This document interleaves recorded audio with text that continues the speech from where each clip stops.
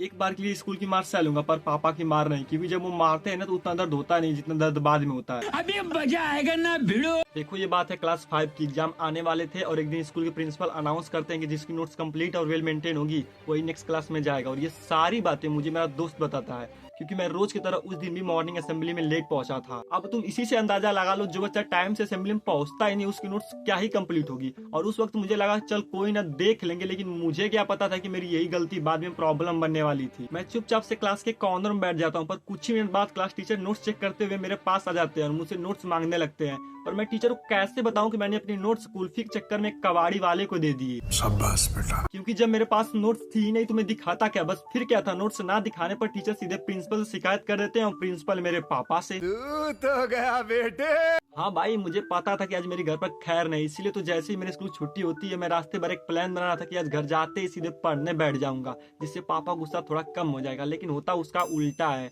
जैसे ही मैं घर जाता हूँ और देखता हूँ कि पापा कोई काम से बाहर गए होते हैं तो उसी का फायदा उठाकर मैं पढ़ने के बजाय खेलने चला जाता हूँ। मौत को छू के टक से वापस आ सकता। पर जब मैं शाम को घर आता हूँ तो पापा सीधे पूछते हैं मैथ्स की नोट्स कहाँ है। पहले तो मैं कुछ नहीं बताता, पर बाद में सब सच बता देता हूँ कि मैंने अपनी नोट्स कबाड़ी वाले को दे दिया। फिर उसके बाद भाई पापा ने बगल में पड़ी प्लास्टिक की पाइप उठाई और मुझे इतना मारा कि प्लास्टिक की पाइप ही टूट गई।